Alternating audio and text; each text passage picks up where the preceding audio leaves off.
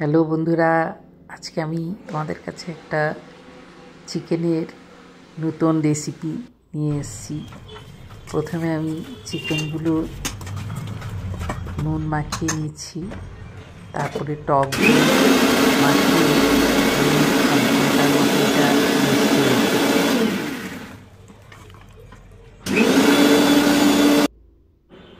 এবারে কড়াই তেল দিয়ে পেঁয়াজ আর টমেটোটা আমি ভেজে তুলে নেব, নিয়ে তারপরে এটা ঠান্ডা হলে পেস্ট করব।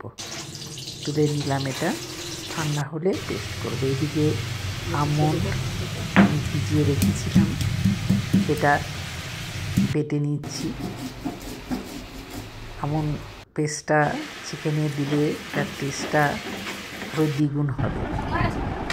এদিকে পেঁয়াজ আর টমেটো ভাজাটা আমি পেস্ট করে নিলাম।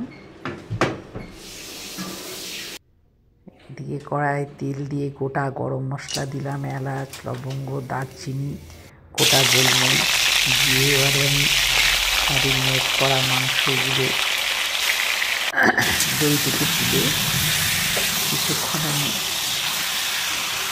ভেজে নেব।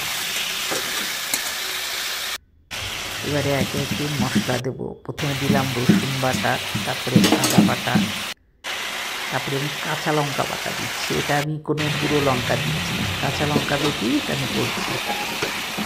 হলুদ বাটা দিলাম, হলুদের গুঁড়ো দিলাম,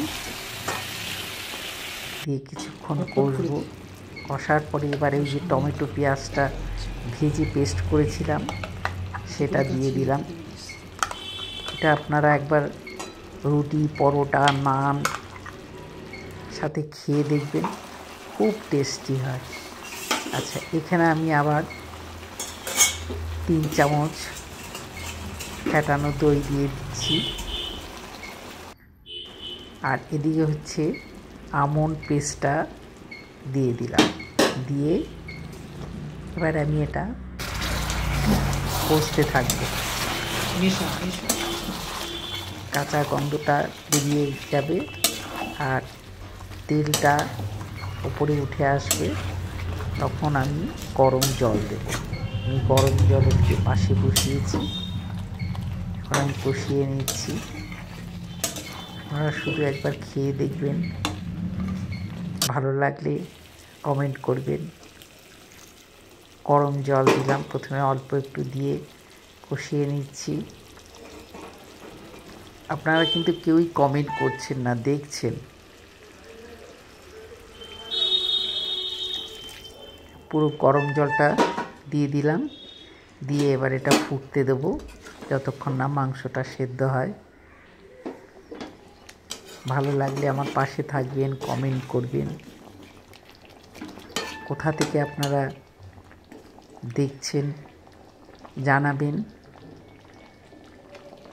আপনাদের উত্তরের আশায় রইলাম। এবার মাংস সেদ্ধ হয়ে গেছে, পাত্রে আগে মাংসর পিসগুলো তুলে নেব। নেওয়ার পরে গ্রেভিটা তারপরে আমি উপরে মাংসগুলো তুলে নিচ্ছি। এটা নান, রুমালি রুটি, প্লেন রুটি সবের সাথেই যাবে, ভাতের সাথেও খেতে পারবেন। আচ্ছা, এবারে আমি গ্রেভিটা উপর থেকে দিয়ে দিচ্ছি।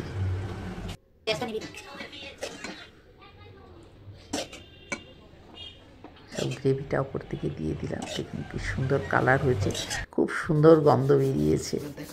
আচ্ছা, এদিকে আমি কস্তুরি মেথিটা শুকনো খোলায় একটু ভেজে নিয়েছিলাম, তারপরে হাতে ক্রাস্ট করে ওপরে ছড়িয়ে দিলাম। কি অপূর্ব গন্ধ বেরিয়েছে। আপনারা শুধু একবার খেয়ে দেখবেন, ভালো লাগলে আবার বলছি কমেন্ট করবেন।